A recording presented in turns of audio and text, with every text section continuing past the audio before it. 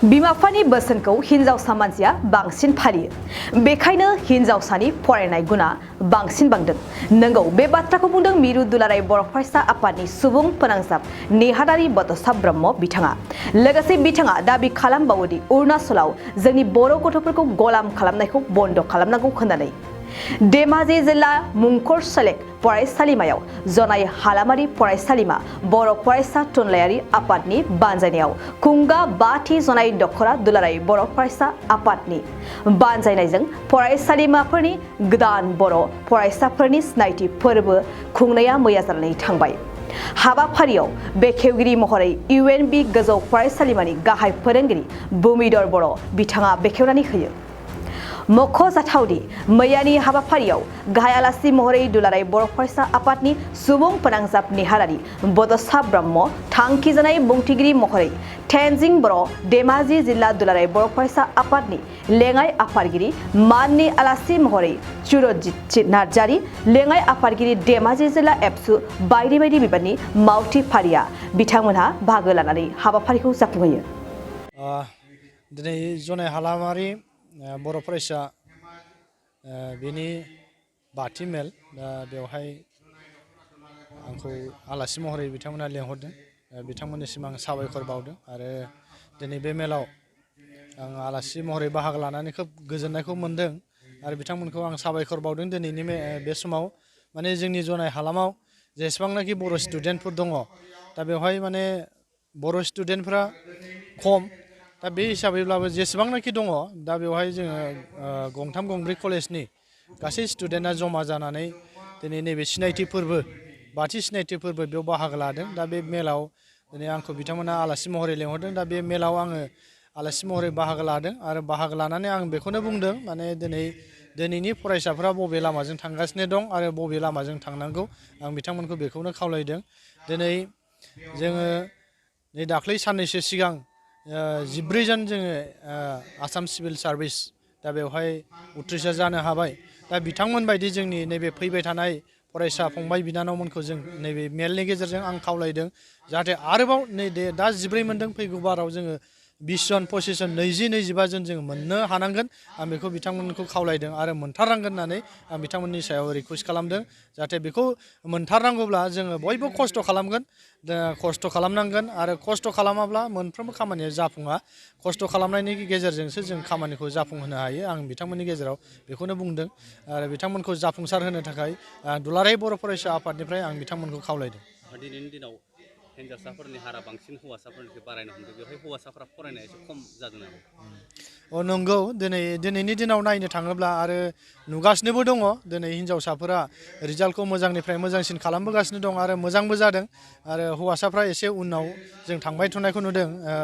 SCSआनो जा, APSCआनो जा, जों जेरावबो नुदों हिनजावफ्रा टपार एबा टप जाबाय थादों। सेथि मासियाव हिनजावसाफोरखौ नुबाय थादों। दा बेवहाय आं बेखौनो सानदों, माने जोंनिया हिनजावसाफोरखौ आं बुंनो सानदों, हिनजावसाफोरा दिनै बिमा बिफानि आन्दाराव, बिमा बिफानि सार्कोलाव जों बांसिन थायो आरो नुयो। बिमा बिफाफोरनि खोथा खोनासंनानै दिनै फरायनायाव, न'आवनो थानानै फरायनायाव गोसो होनानै फरायनो हायो आरो फरायो। बे हिसाबै बिथांमोननि रिजाल्टआ मोजां जायो। दिनै हौवासाफोरखौ नुबाय, मटर साइकेल लाबाय, बाइक लाबाय, गोसोबायदि उरां फारां गिदिंबाय, बहाबा निसा जाबाय, ड्राग्स जाबाय, भां सोबबाय। बेबायदिनो फरायनायनि टाइमा मिस इउस जालांनानै दिनै जों बर'निल' नङा, गासै इन्डियायावनो बा आसामावनो हौवासाफोरनि रिजाल्टआ बेबायदिनो माखासे खमायनायनिफ्राय खमायनाय आं बेखौ नुबोबाय थादों आरो आं बिदिनो जादों होननानै साननानै लादों। आरो दिनैनि दिनाव आरो बे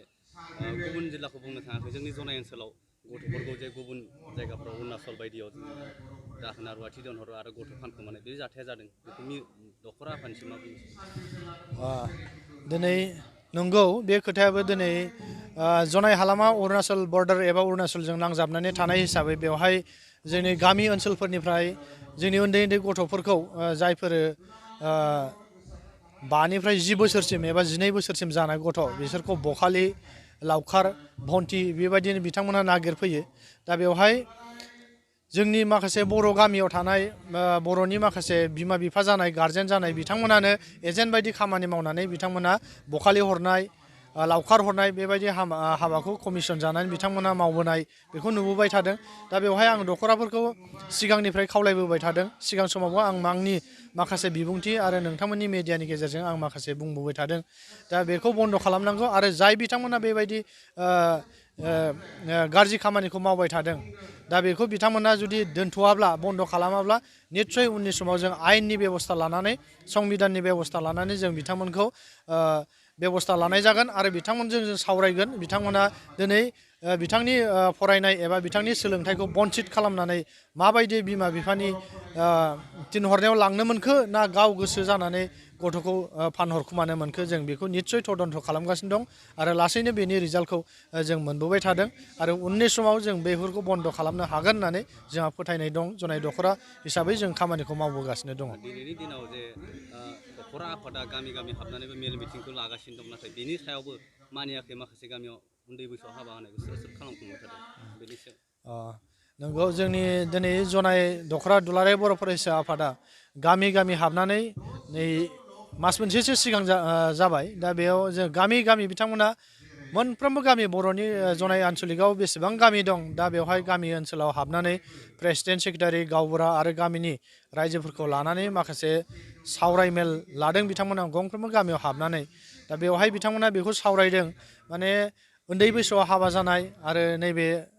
चाइल्ड लेबार उन्दै बैसोआव बखालि दोनहरनाय लावखार दोनहरनाय बेखौ बन्द' खालामनांगौ दा बेखौ बिथांमोना सावरायदों दा बे बेलायाव जों नुदों उन्दै बैसोआव हाबा जानाया दा बेवहाय जों आफादफोरा गोबांबार बिथांमोनखौ खावलायदों लाइमोनफोरखौ आं दिनैबो खावलायदों जोङो कलेजाव फरायबाय थानाय फंबाय बिनानावमोनखौ माने उन्दै बैसोआव हौवासानि बैसोआ 21 बोसोर जाथारनांगोन आरो हिन्जावसानि बैसोआ 18 बोसोर जाथारनांगोन बेनि उनाव रावबो हाबा जानो मोननाय नङा जों जुदि जाय हाबा जायो जों बेखौ आयेननि बेब'स्था लानानैबाबो जों हाबा जानायखौ होबथागोन जों आं दिनै आंनि बिबुंथियाव आं दहाय बेखौनो बुंदों दा जोङो गामि ओनसोलावबो जोंनि दख'राफोरा बेखौनो सावरायदों माने बे उन्दै बैसोआव हाबा जानायखौ जों बन्द' खालामथारनांगोन आरो बन्द' खालामनो जोङो नाजागासिनो दं दा बेवहाय जों नुदों माने जोंनि बिमा बिफाफ्रा गामि ओनसोलाव खायसे माने गावनि फिसाखौ सोरबा खारजानो गिनाय सोरबा थैजानो गिनानै उन्दै माने बैसोआव हाबा होनाय बे खामानिया सोलिगासिनो दं स्रोद न'खर मोननैजों रायज्लायनानै हाबा होनाय बे बेब'स्था सोलिगासिनो दं दा बे बेलायाव आं बेखौनो खावलायगोन जेखि माने धोरोम आफाद जा माने बाथौ जा खृष्टान जा सतसंगि ब्रह्म गासैबो धोरोम आफादफोरखौ आं खावलायनो लुबैदों जाय बिथांमोना हौवासानि बैसोआ 21 बोसोर एबा 21 बोसोर जायाखै जाय हिन्जावसानि बैसोआ 18 बोसोर 18 एबा 18 बोसोर जायाखै बे बैसो जायैनि हाबा दाननाय एबा नियम निथि खालामो बै हाबा दाननायखौ धोरोम आफादफोरा जों दाननानै होनाङा होननानै जों दख'रा आफादनिफ्राय बिथांमोनाबो खावलायदों आरो दिनै मिरुनिफ्राय आंबो खावलायगोन जाहाथे बै हाबा दाननायफोरखौ नोंथांमोन जों गासिबो बे हाबानि दाननाय नियम निथिखौ बन्द' खालामनांगोन नङाबा जोङो नैबे उन्दै बैसोआव हाबा जानायखौ बन्द' खालामनो हानाय नङा दा बेनिखायनो आं बिथांमोन गासैखौबो जोंजों लोगोसे आफादफोरजों मदद होनो थाखाय आं खावलायनाय जाबाय जोङो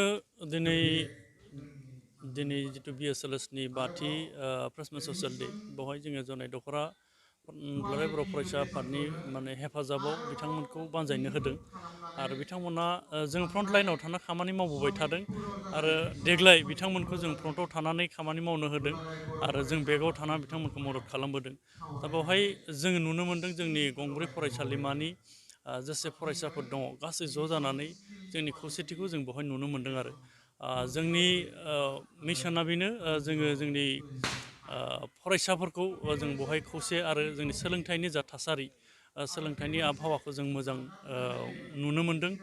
आरो बे समाव जोंनि बे BSLSजों ज' थाफानानै माखासे स्टुडेन्ट लेभेलनि माखासे जेंनाफोर कलेज लेभेलाव जाफोर जेंना जायो जोङो हरखाबै मालाबा समाव जोङो नुसना दा बेनिखायनो BSLSखौ दाना होनाय जादों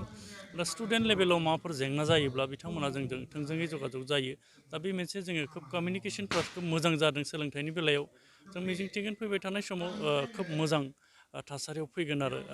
BSLSनि देग्लायनि जिथु बाथि फ्रेशमेन ससियेल डे बेवहाय बिथांमोना बिबान सोलायदों गोदान बिबानगिरिफोर फैदों खोब मोजां दैदेनलांगोन फैबाय थानाय समाव दिनैनि दिनाव फरायसालिमानि अनगायैबो गुदि फरायसालि दं बेवहाय गामि गफानिफ्राय माखासे फरायसाफ्रा बर्डिं बायदि थाफैयो बेवहाय जों बांसिनखौनो नुनो मोन्दों जे निसा बुस्थुजों गफबनानै थाफैनाय स्टुडेन्टफ्रानो रेल स्टेसनफोराव बा बायदि बायदि जायगायाव बांसिन निसा बुस्थुखौ लादों बेनि सायाव दख'रा हिसाबै दा बेवहाय जोङो नैबे थांनाय दानाव जोङो जनाय दख'रा दुलाराय बर' फरायसा आफाद हिसाबै खोब गामि गामि जोंनि दखरानि सिङाव 35 बर' गामि दं बे 35 बर' गामियाव जों टिम मोननै राननानै गासै गामिफ्राव जों हाबनानै उन्दै बैसोआव हाबा जानाय दा जोङो फेग्रा मुवानिफ्राय लाइमोनफोरखौ बोरै जों होबथानो हायो दा बिनि सायाव जों खोब गोख्रों सावरायदों दा बावहाय आरो दा बावैसो जोंनि जायफोर जनाय हालामनि सिङाव थानाय गामिफोरनिफ्राय लाइमोनफोर जोंनि जनायाव बिदि बर्डिंफोर थाफैना फरायदों दा बिथांमोना जाथाया नङा नंगौ जादों जायफोर लाइमोनफोरा जोंनि थासारिफोरखौ मोनाखै बा गामियाव थानानै बेवहाय एसे टाउन बादियाव जायगायाव फैनानै बे फेग्रा मुवा बाहायनाय बा लामा दफा बेरायनाय बेफोरबादि जाथाया जाबाय थादों बिनि सायाव जों गोख्रों नोजोर होदों आरो बावैसो जोङो गार्जेनफोरखौ लानानै गासै फरायसा आरो जायफोर बिथांमोना बर्डिङाव भारा लाखियो दा बिथांमोनजोंबो जों सावरायदों दा जों टाइम खाना होदों मोनानि 6टानि उनाव स्टुडेन्टफोरखौ जों बाहेरायाव ओंखारनाङा जायफोरा ओंखारो बिथांमोनखौ जों स्ट्रिक्ट पानिशमेन्ट होनाय जागोन होननानै जों सावरायदों आरो जायफोर गथ'फ्रा जायफोर फरायसाफ्रा बेवहाय माने थाफैदों दा बै बर्डिं मालिकफोरजोंबो जों सावरायदों जाहाथे स्टुडेन्टसफोरखौ नोजोर होयो दा आलाय सिलाय भाराखौ लुगैनानै जानला मानला जाहाथे लाखिया स्टुडेन्टफोरखौ नोजोर होयो बिनि सायाव जों सावरायलायबाय थादों